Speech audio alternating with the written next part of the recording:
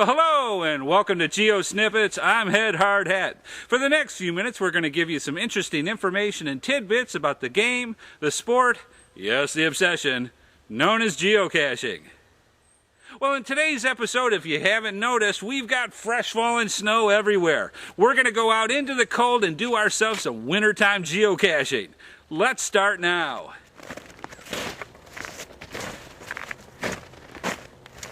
Well, let me tell you folks, it's cold today. Luckily not that much wind, but it is definitely cold. You can tell by the Rudolph nose, when it gets red, it's cold out.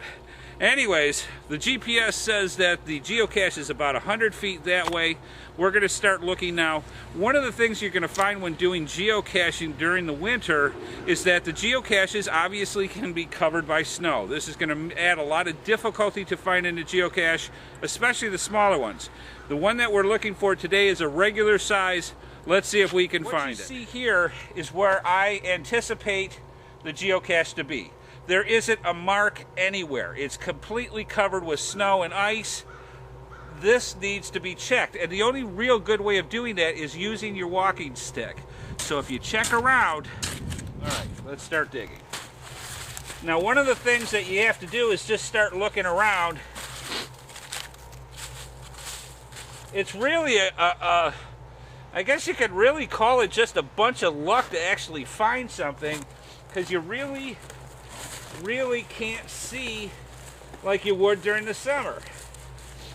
So I'm gonna look. Oh, here you go. Okay, I lucked out big time with this. Come on around and I'll show you what it looks like. All right, now this is where I lucked out here. This was like this. I was actually starting to dig down here to see if I could actually, and I'm glad I stopped because there doesn't seem to be much here. This, look at this. Talk about a needle in a haystack trying to find it. This is the geocache. Frozen right into this tree stump. What a lucky find. All right, there's inside. We've got toys, logbook. Oh, this is actually kind of a fairly decent geocache. You need to brush your teeth. Toys, not bad for a geocache. Let's go over some quick reminders for when you do geocaching in the winter. Most of them are common sense, but let's go over them anyways just to be sure. Obviously, when you're going to go out in frigid temperatures, you want to dress accordingly. Now, for me personally, I've got some nice winter boots with a couple of pairs of socks on. I've got 2 t-shirts for layers, plus my actual coat that I'm wearing myself. Nice hat to keep the ears nice and dry and warm, and also gloves. Now, finding the gloves while geocaching might be kind of difficult because some of your normal winter gloves are thick and bulky and they're kind of hard to carry stuff. But if you find a nice pair that's kind of in between where it keeps your fingers warm and yet you can still move around and do things with them, good thing to have. Walking stick is an absolute plus. You saw in our last segment that we did, poking things with the stick in the snow is going to keep you from getting soakers by stepping into ice and streams and water, and also for finding the cache itself.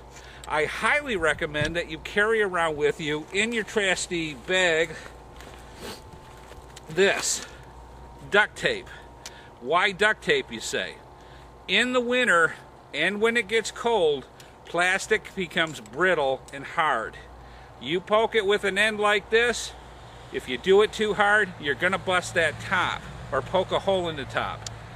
Bring some duct tape with you so that you can cover it back up and keep the cache as dry as possible. So, you know, duct tape is the universal fixer anyways.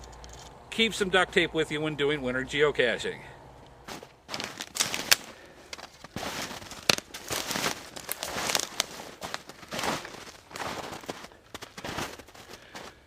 There you go. I'll bet you that's ground zero.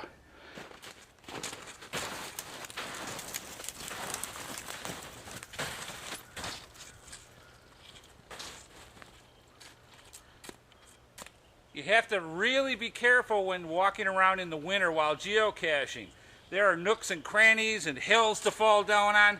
Just be careful when you're walking around geocaching. Watch where you step.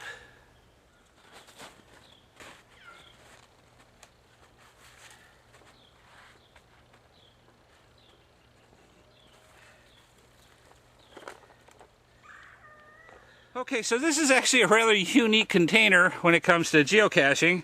It's a sandwich holder, something that you would put your sandwich to take to lunch. Somebody has converted this into a geocache. Got your logbook, chip clips, some erasers, but there you go.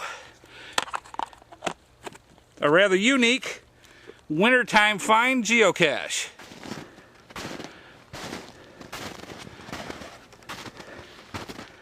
Well, this is Headhardhat for GeoSnippits saying we hope you come back real soon and see even more information and tidbits about the game, the sport, yes, the obsession, known as geocaching. I'm Headhardhat for GeoSnippits saying we hope to see you out on the trails real soon. Bye-bye, folks.